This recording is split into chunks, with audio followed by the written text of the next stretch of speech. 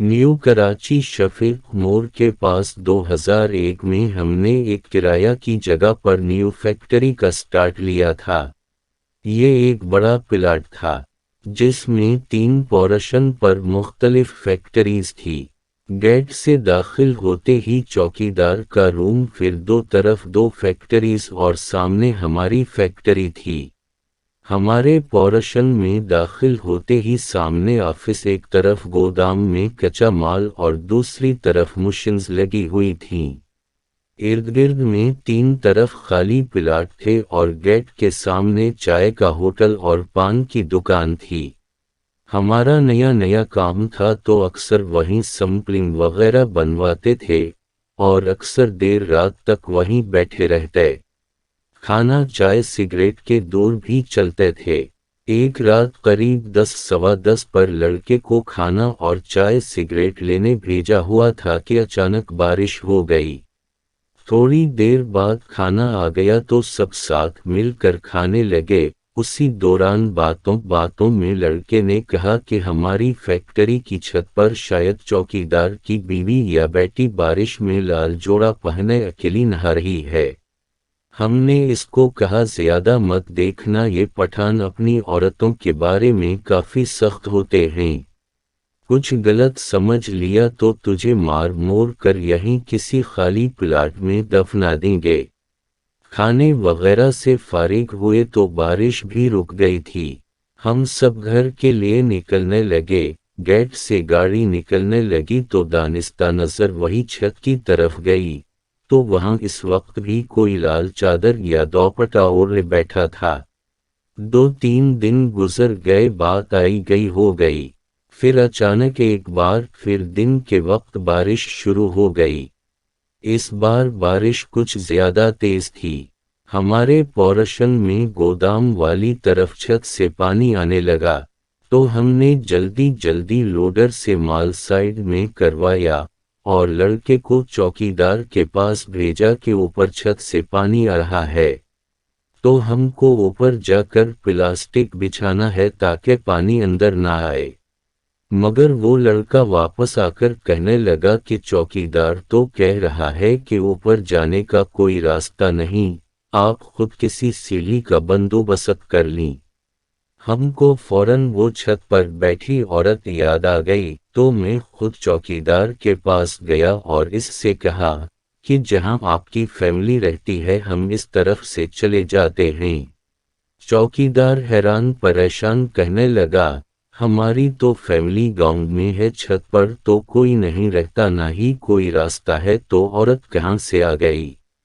चौकीदार ने जब बताया कि ऊपर छत का रास्ता नहीं और कोई रहता भी नहीं, वो सुनकर हम खौफजदा तो हुए मगर बारिश का पानी छत से आ रहा था, इसको रोकना भी था तो बराबर पोर्शन वालों से सीढ़ी लेकर लड़कों को भेजा कि छत पर ख्याल से जाकर प्लास्टिक शीट बिछाओ। वो ऊपर गए और वापस आकर बताया कि छत पर कुछ कचरा था जिससे पानी जमा होकर नीचे फैक्ट्री में आ रहा था। वो दिन तो खैरियत से गुजर गया मगर जिस औरत को लाल लिबास में देखा था इसने दूसरे दिन सुबह ही अपना असर दिखाना शुरू कर दिया था कि लोडर सुबह बाथरूम गया तो इसने बाथरूम में चीखना शुरू कर दिया। हम सब वहां गए तो दरवाजा अंदर से बंद करके वो जोर जोर से चीख रहा था कि वो औरत बाथरूम के बाहर खड़ी इसे गौर रही है। हमने इसे बताया कि कोई नहीं है, तुम बाहर आ जाओ। इसने बाहर आकर बताया कि दरवाजा बंद होने के बावजूद इसे महसूस हुआ, बल्कि इसे नजर आया कि वो औरत इसे देख रही है। इसका पूरा जिस्म सुन्न हो गया था, वो हिल भी नहीं पा रहा था। फिर शाम को फिर किसी को महसूस हुआ जैसे इसे साढ़ुआ छूकर गुजरी हो। मैं मशीन के पास खड़ा था, मुझे साफ नजर आया कि वो औरत मेरे पीछे खड़ी है और मुझे झुरझुरी सी आ गई। जैसे तैसे वो दिन गुजरा तो अगले दिन मामला ज्यादा खतरनाक हो गया। एक और लोडर गोदाम में गया तो इसने किसी को अपने ऊपर छलांग लगाते देखा। وہ ڈر کر پیچھے ہوا تو لوڈنگ کی ٹرالی سے ٹکرا کر اپنا سر پھاڑ بیٹھا۔ اسے کلینک سمجھا کر بھیجا کہ کچھ الٹی بات نہ کرے ورنہ لوگ مذاق بنائیں گے اور پھر گھر چلا جائے۔ اب معاملہ زیادہ خراب تھا تو ہم نے بھی فیکٹری بند کی اور جس بروکر سے یہ جگہ لی تھی اس کے آفس پہنچ گئے۔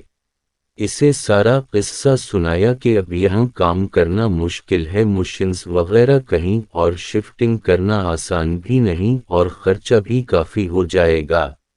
بروکر نے توقع کے برعکس بات توجہ سے سنی اور کہا کہ مجھے اس بارے میں کچھ معلوم ہے، مگر کبھی کسی پر ایسا حملہ وغیرہ نہیں ہوا۔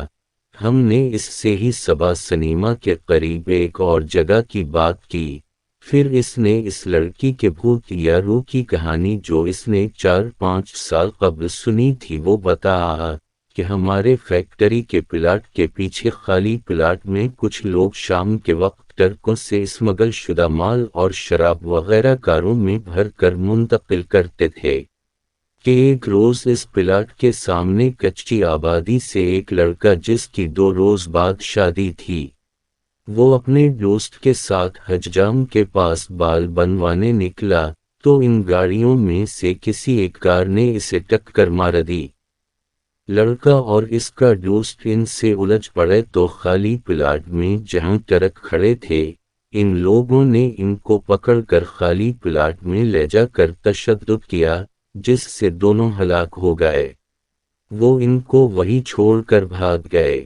لڑکوں کے گھر والے 2 دنوں تک انہیں ڈھونڈتے رہے اور پھر ان کی لاشیں وہاں سے ملی۔ یہ خبر سن کر دلہن کا بھی ہارٹ فیل ہو گیا۔ کہتے ہیں یہ وہی لڑکی ہے جو ان تینوں پلاٹس کے اطراف اپنے دولہے کے قاتلوں کو ڈھونڈتے پھرتی ہے۔ ہم نے وہ جگہ چھوڑ دی اور پھر کبھی مڑ کر اس روڈ کی طرف بھی نہیں گئے۔